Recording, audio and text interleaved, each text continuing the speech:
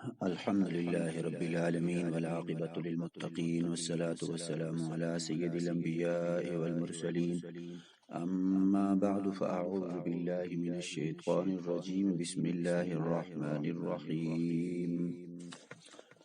اقترب للناس حسابهم وهم في غفلة معرضون. ما يأتيهم من ذكر من ربهم محدث إلا استمعوه وهم يلعبون. صدق الله العظيم وصدق رسوله النبي الكريم، ونحن على ذلك لمن الشاهدين والشاكرين والحمد لله رب العالمين. اللهم صل على محمد وعلى آل محمد كما صليت على إبراهيم وعلى آل إبراهيم إنك حميد مجيد. اللهم بارك على محمد وعلى آل محمد كما باركت على إبراهيم وعلى آل إبراهيم إنك حميد مجيد. 17ویں پارے کا آغاز سورۃ الانبیاء سے ہو رہا ہے۔ اس سورت میں 12 آیتیں اور 7 رکوع ہیں۔ یہ بھی سورت مکی ہے، چنانچہ یہاں بھی بنیادی ارکان اور بنیادی عقائد سے بات کی گئی ہے۔ اس سورت کا نام انبیاء اس وجہ سے ہے کہ اس میں تقریباً 17 انبیاء علیہم السلام کا ذکر آیا ہے۔ صحیح بخاری شریف میں جناب سیدنا عبداللہ بن مسعود رضی اللہ تعالی عنہ سے روایت ہے کہ سورہ بنی اسرائیل، سورہ کہف، سورہ مریم، سورہ طٰہٰ اور انبیاء نزول کے اعتبار سے پہلی اور میری قدیم دولت اور کمائی ہیں۔ سورۃ انبیاء کے اندر جو مضامین بیان ہوئے ہیں، خاص ہم ان کی طرف چلتے ہیں اور ان کو پڑھتے ہیں۔ سب سے پہلے سورۃ انبیاء کی جو ابتدا کی گئی، اقترب للناس حسابهم وهم فی غفلۃ معرضون، دنیا کی زندگی کے زوال کی تصویر کشی کی گئی ہے اور یہ بتایا گیا ہے کہ قیامت کا وقوع اور حساب کا وقت بہت قریب آ گیا ہے۔ قریب آ گئے لوگوں کے لیے ان کا حساب اس حال میں کہ وہ غفلت میں اعراض کرنے والے ہیں یا اعراض کر رہے ہیں۔ ما یاتیہم من ذکر من ربہم محدث الا استمعوا، لیکن اس ہولناک دن سے انسان غفلت میں پڑے ہوئے ہیں، نہ اس کے لیے تیاری کرتے ہیں اور نہ ہی ایسے اعمال کرتے ہیں جو وہاں کام آئیں گے۔ ان کے سامنے جب بھی کوئی نئی آیت آتی ہے اس کا مذاق اڑاتے ہیں اور اسے جھٹلا دیتے ہیں، اور وہ جانتے ہی نہیں کہ اس عظمت والے کلام کو کیسی سنجیدگی، وقار اور عاجزی کے ساتھ سننا چاہیے، جس کو اللہ رب العزت نے اپنے پیارے محبوب صلی اللہ علیہ وسلم پر نازل کیا ہے۔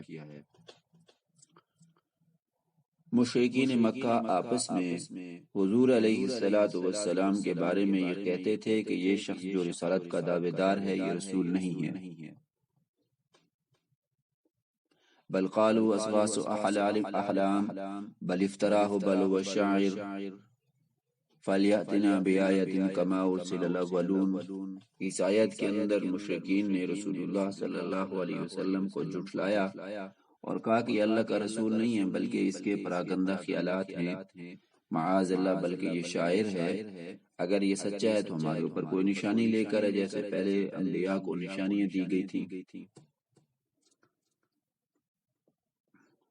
قرآن نے جواب دیا کہ جتنے بھی انبیاء پہلے آئے ہیں وہ سب کے سب انسان تھے۔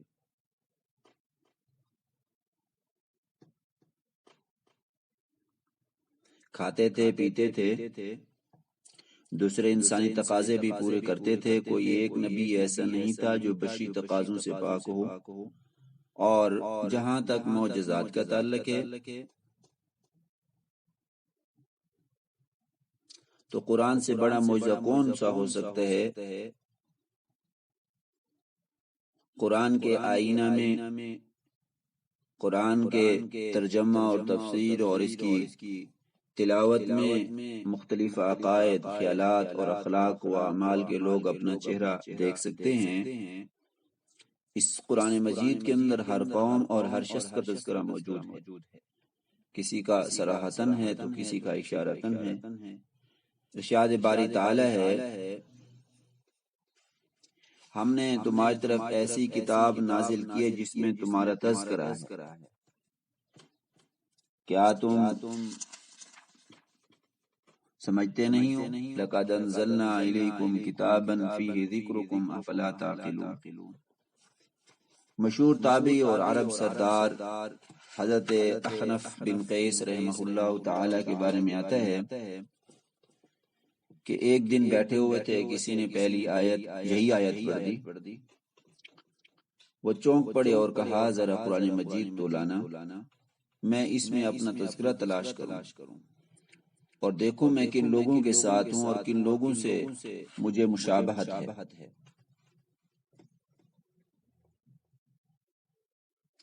وہ قرآن کے اوراق الٹتے رہے اور مختلف لوگوں کے احوال پڑھتے رہے۔ پہلے انہوں نے وہ آیات پڑھی جن کے اندر نیک بختوں کا تذکرہ ہے، جن میں سے کسی نے جان اللہ کے راستے میں قربان کر دی، کسی نے سارا مال خرچ کر دیا، کوئی رات بھر بستر سے جدا رہتا ہے، کوئی برائی کے قریب بھی نہیں جاتا۔ پھر وہ آیات پڑھی جن میں مشرکین، کافرین، منافقین، فاسقین کا ذکر ہے۔ دونوں قسموں کی آیات پڑھنے کے بعد وہ کہہ اٹھے کہ اے اللہ، میں ان دونوں گروہوں میں سے نہیں ہوں۔ پھر انہوں نے سورۃ توبہ کی وہ آیت پڑھی جس میں ایسے لوگوں کا ذکر ہے کہ جن سے گناہ بھی ہوئے ہوں اور انہوں نے نیک اعمال بھی کیے ہوں۔ یہ آیت کریمہ پڑھ کر وہ پکار اٹھے کہ ہاں یہ میرا تذکرہ ہے کہ میں گناہ گار ہوں اور اپنی توبہ کر لیتا ہوں۔ بالآخر انہوں نے قرآن مجید میں اپنا تذکرہ تلاش کر ہی لیا۔ تو خیر میں عرض کر رہا تھا کہ مشرکین کی مزاح خیز اور حماقت امیز حرکتوں میں سے ایک یہ بھی تھی کہ وہ قرآن کے بارے میں سے کسی ایک رائے پر متفق نہیں تھے۔ کبھی کہتے قرآن مجید کے متعلق یہ سحر ہے، کبھی کہتے یہ شعر ہیں، کبھی کہتے یہ خواب ہے، پریشان ہے، یعنی اضغاث و احلام، پراگندہ خیالات ہیں۔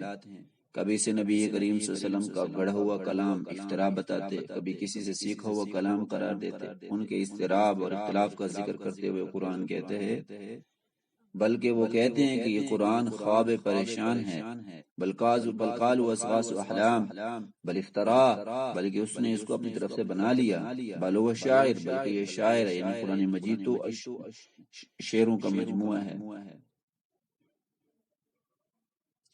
اور اگر تو سچا ہے تو جیسے مادی موجد پہلے انبیاء لے آئے تو اس طرح یہ بھی لے کر آئے، کما ارسل الاولون۔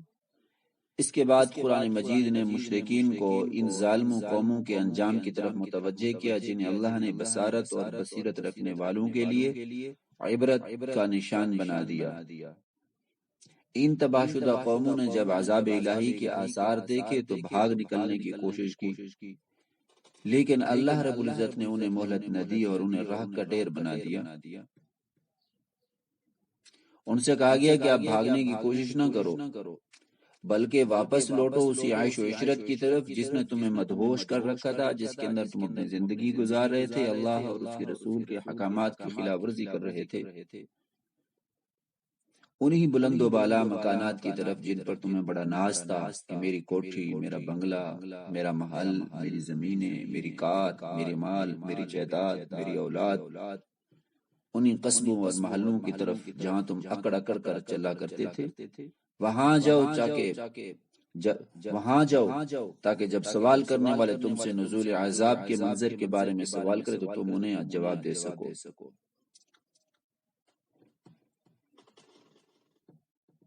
لا تركضوا وارجعوا إلى ما أترفتم فيه ومساكنكم لعلكم تسألون قالوا يا ويلنا إنا كنا ظالمين۔ ہاں، قیامت کے دن ہے کاش، ہے میری بربادی، ہے میری ہلاکت، یہ کام نہیں آئیں گے۔ ظالم لوگ یہی کہیں گے یا ویلنا، ہے میں مر گیا، ہے میں ہلاک ہو گیا، ہے میری ہلاکت۔ سیدنا قتادہ رضی اللہ تعالیٰ عنہ ارشاد فرماتے ہیں کہ یہ بات انہیں استہزاء اور تذلیل کے طور پر کہی گئی۔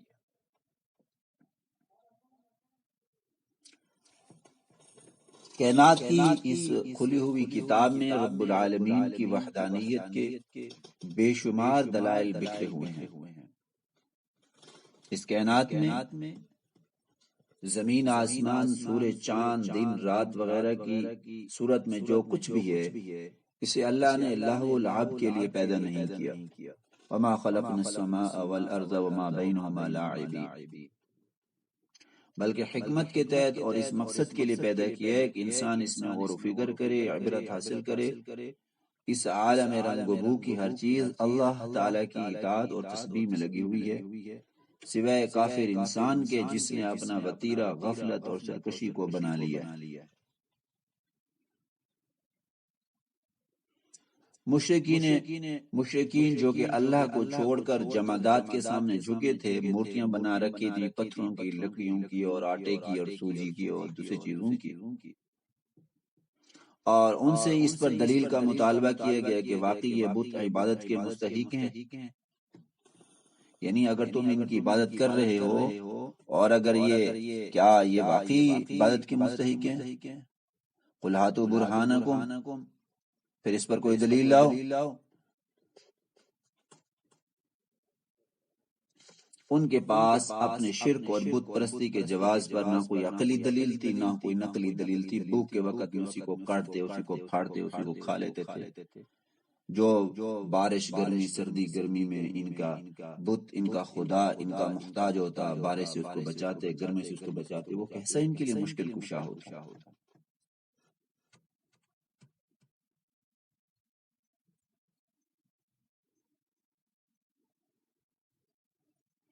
مشرکین کے باطل نظریات کی تردید کے بعد اللہ تعالیٰ نے ایک خالق اور قادر کے وجود پر 6 دلائل ذکر کر دیے، اور یہ سب کے سب تکوینی دلائل ہیں جن کا نظروں سے مشاہدہ کیا جا سکتا ہے، انسان اپنی آنکھوں سے ان کو دیکھ سکتا ہے، اور جن کی حقیقت کی بحث اور تحقیق کے بعد اہل علم نے تسلیم کیا ہے کہ واقعی اللہ رب العزت کی ذات موجود ہے. چنانچہ اللہ نے ارشاد فرمایا تیسرے رکوع کے اندر، اولم یر الذین کفروا ان السماوات والارض کانتا رتقا ففتقناہما. پہلی دلیل، آسمان اور زمین دونوں ملے ہوئے تھے، ہم نے دونوں کو جدا کر دیا. آسمانوں کو فرشتوں کا مسکن اور اقامت گاہ بنا دیا، زمین کو انسانوں کا مسکن اور اقامت گاہ بنا دیا. قرآن نے جو آسمان اور زمین کے جڑے ہونے کا جو نظریہ پیش کیا ہے، اسے نہ عرب جانتے تھے اور نہ اس وقت کی دوسری معاصر اقوام میں سے کوئی قوم اس نظریے سے بخبر تھی. 200 سال قبل ابھی تقریباً ارضیات اور فلکیات کے ماہرین بڑے تجربات اور مشاہدات کے بعد اس نتیجے پر پہنچے ہیں کہ سارے سیارے، خواہ وہ سورج ہوں اور ستارے ہوں یا زمین ہو یا چاند ہو، یہ سب آپس میں ملے ہوئے تھے. اب قرآن نے 1400 سال پہلے یہ حقیقت بلا خوف و تردد بیان کر دی تھی. کیا یہ قرآن کے معجزہ نہیں ہے؟ قرآن نے دوسری دلیل بیان کی، وَجَعَلْنَا مِنَ الْمَاءِ كُلَّ شَيْءٍ حَيٍّ، ہم نے ہر جاندار چیز کو پانی سے بنایا. یہ ایک عظیم انکشاف تھا جو ایک امی کی زبان سے کرایا گیا. رسول اللہ صلی اللہ علیہ وسلم کی ذات گرامی امی تھی، میں نے اسے پہلے تفصیل کے ساتھ آپ کو بتایا. آج دنیا بھر کے اہل علم تسلیم کرتے ہیں کہ تمام زندہ اشیاء کے وجود میں پانی کو بنیادی عنصر کی حیثیت حاصل ہے. پانی کے بغیر زندگی محال اور مشکل ہے، خواہ حیوان ہوں یا درخت ہوں اور پودے، سب پانی کے محتاج ہیں. آپ چاند کو دیکھ لیجئے، وہ اپنی بناوٹ میں زمین کے مشابہ ہے، لیکن چونکہ وہاں پانی نہیں ہے اس لیے اس کی سطح پر زندگی ناممکن ہے. اللہ نے تیسری دلیل دی، وَجَعَلْنَا فِي الْأَرْضِ رَوَاسِيَ أَن تَمِيدَ بِهِمْ، ہم نے زمین میں پہاڑ بنا دیے تاکہ لوگوں کے بوجھ سے زمین ہلنے نہ لگے. اگر یہ پہاڑ نہ ہوتے تو زمین مسلسل زلزلوں اور اضطرابات کی زد میں رہتی، اور زمین کی تہ میں جو آگ بھڑک رہی ہے اس سے حفاظت نہیں ہو سکتی تھی. اب بھی دنیا میں کہیں کہیں ایسے آتش فشاں پہاڑ پائے جاتے ہیں جن کے ذریعے گویا کہ زمین کبھی کبھی سانس لیتی ہے اور اس میں بھڑکنے والی آگ زندگی محال کر دیتی ہے. چوتھی دلیل اللہ نے ارشاد فرمائی، وَجَعَلْنَا فِيهَا فِجَاجًا سُبُلًا لَعَلَّهُمْ يَهْتَدُونَ، کہ ہم نے زمین میں کشادہ راستے بنائے ہیں تاکہ لوگ ان پر چلیں. آپ ہموار میدان کو چھوڑیں پہاڑی سلسلوں ہی کو دیکھ لیجئے جو ملک در ملک چلے جاتے ہیں، لیکن اللہ تعالیٰ نے ان کے درمیان کشادہ وادیاں اور راستے رکھے ہیں جن کی وجہ سے انسانوں کو اپنے اسفار میں کوئی مشکل پیش نہیں آتی۔ پانچویں دلیل اللہ نے ارشاد فرمائی وَجَعَلْنَا السَّمَاءَ سَقْفًا مَحْفُوظًا وَهُمْ عَنْ آيَاتِهَا مُعْرِضُونَ، کہ ہم نے آسمان کو محفوظ چھت بنا دیا بغیر ستونوں کے۔ اس چھت میں لاکھوں ستارے، سورج اور چاند ہیں جو اپنے اپنے مدار میں تیز رفتاری سے گھوم رہے ہیں، نہ ان میں ٹکراؤ ہوتا ہے، نہ ہی وہ آپس میں ملتے جلتے ہیں، نہ ہی خلط ملط ہوتے ہیں۔ ایک ستارہ بھی اپنے مدار سے ہٹ جائے تو نظام عالم میں خلل واقع ہو جائے۔ تو وہ کون ہے جو اس سارے نظام کو سنبھالے ہوئے ہے؟ کسی کو بھی ایک مخصوص رفتار اور راستے سے ادھر ادھر نہیں ہونے دیتا۔ کیا لات، حبل، کیا عزا، کیا منات نہیں، رب العالمین کے سوا کچھ بھی نہیں۔ یہ لات، عزا، حبل یہ ان کے بتوں کے نام تھے۔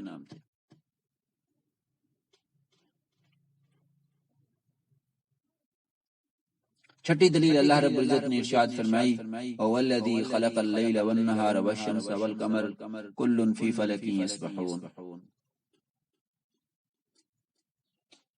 کہ رات دن، سورج اور چاند کو اللہ نے بنایا، یہ سب آسمان میں تیر رہی ہیں جیسے مچھلی پانی میں تیرتی ہے، انہیں یک کے بعد دیگرے آنے جانے میں کبھی مشکل پیش نہیں آتی، اور یہ کبھی رکتے نہیں ہیں، مسلسل چلتے رہتے ہیں، حرکت ہی میں ان کی زندگی ہے۔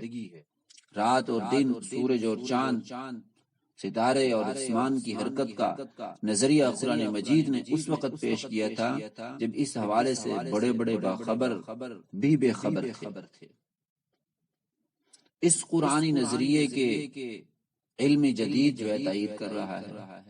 سائنس والوں نے تو صدگاہوں اور جدید ترین مشینوں سے لیس لیبارٹریوں میں برسا برس کی تحقیق کے بعد اس علمی حقیقت کو دریافت کیا تھا، مگر سوال یہ ہے کہ وہ نبی امی جسے لکھنا پڑھنا بھی نہیں آتا تھا، اس کے پاس وحی کے سوا کون سا راستہ تھا جس کے ذریعے خبریں پا کر وہ پوری دنیا کو باخبر کر رہا تھا؟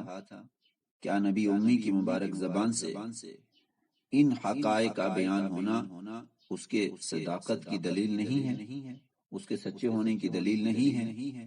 یقیناً ہے، مگر اس دلیل کو تسلیم کرنے کے لیے آنکھوں سے تعصب اور عناد کی پٹی اتارنا ضروری ہے۔ جب تک یہ پٹی رہے گی حقیقت تسلیم نہیں ہو سکتی۔ چنانچہ توحید، نبوت، آخرت کے احوال، حساب و جزا پر دلائل دینے کے بعد 17 انبیاء علیہ السلام کے قصے ذکر کیے گئے۔ وہ 17 انبیاء میں سے 17 انبیاء یہ ہیں: سیدنا موسیٰ علیہ السلام، سیدنا ہارون، ابراہیم، لوط، اسحاق، جناب سیدنا یعقوب، سیدنا نوح، سیدنا داود، سیدنا سلیمان، سیدنا ایوب، سیدنا اسماعیل، سیدنا ادریس، سیدنا ذوالکفل، سیدنا یونس، سیدنا زکریا، سیدنا یحییٰ، سیدنا عیسیٰ علیہ السلام۔ اور ان تمام انبیاء کی دعوت ایک ہی تھی، وہ یہ کہ جو نیک کام کرے گا اور مومن بھی ہوگا تو اس کی کوشش رہے گا نہیں جائے گی۔ ان 17 انبیاء میں سے 6 کے قصے قدر تفصیل سے بیان کیے گئے ہیں۔ سیدنا ابراہیم علیہ السلام، جنہیں دعوت توحید اور تردید شرک کی وجہ سے دہکتی ہوئی آگ میں گرایا گیا، مگر اللہ نے ان کی حفاظت فرمائی، نمرود نے آگ میں ڈال دیا تھا۔ آپ کے بھتیجے جناب سیدنا لوط علیہ السلام، جنہیں ایک بدترین قوم کی طرح نبی بنا کر بھیجا گیا تھا، اللہ نے وہاں سے ان کو نجات عطا فرمائی اور ان پر عذاب آیا اور بستی کو الٹ کر دیا اور اوپر سے پتھروں کی بارش ہوئی۔ جناب سیدنا نوح علیہ السلام، جنہیں ان کی طویل عمر اور اللہ تعالیٰ کی راہ میں صبر و تحمل کرنے کی وجہ سے شیخ الانبیاء کہا جاتا ہے، 950 سال زندگی گزاری انہوں نے اور دعوت دیتے رہے۔ بالآخر 80 یا 82 لوگ مسلمان ہوئے، اللہ سے دعا کی، وقال نوح رب لا تذر علی الارض من الکافرین دیارا، یا اللہ اس زمین پر کسی کافر کو نہ چھوڑ، یہ باغی ہیں، یہ بدماش ہیں، یہ سرکش ہیں، میری بات کو مانتے نہیں ہیں، 950 سال ہو گیا ہے دعوت دیتے ہوئے، ان کو تباہ و برباد کر۔ چنانچہ اللہ کی طرف سے پانی کا عذاب آیا، اوپر سے بارش ہوئی، زمین سے نیچے سے پانی زمین نے ابلنا شروع کر دیا اور سارے کے سارے قوم غرق ہو گئی۔ جناب سیدنا داؤد علیہ السلام اور ان کے بیٹے جناب سیدنا سلیمان علیہ السلام کا قصہ، جو دونوں نبی بھی تھے، بادشاہ بھی، انہیں روحانی اور مادی دونوں طرح کی نعمتوں سے خوب نوازا گیا۔ انشاءاللہ سورۃ صاد 23 پارے کے اندر تفصیل سے ان کا قصہ پڑھیں گے۔ حضرت ایوب علیہ السلام جنہیں مصائب و آلام کے ذریعے آزمایا گیا، انہوں نے ایسے صبر کا مظاہرہ کیا کہ ان کا صبر ضرب المثل بن گیا۔ بیمار تھے شدید قسم کے، ان کا تذکرہ ویسے انشاءاللہ 23 پارے کے اندر رہے گا۔ ان مصائب اور مشقتوں میں وہ مسلسل اللہ تعالیٰ کی طرف متوجہ رہے، ان کی توجہ نے رحمت باری تعالیٰ کو متوجہ کر ہی لیا، ان کی دعائیں قبول ہوئیں اور دور ابتلا ختم ہو گیا۔ حضرت یونس علیہ السلام کا قصہ، جنہیں مچھلی نے نگل لیا تھا، اور یہ ہم نے تقریباً پیچھے صورت یونس کے اندر پڑھ لیا تھا۔ اس کے پیٹ میں انہوں نے اللہ تعالیٰ کو پکارا، ان کی پکار سنیں گے اور اللہ نے انہیں غم سے نجات مل گئی۔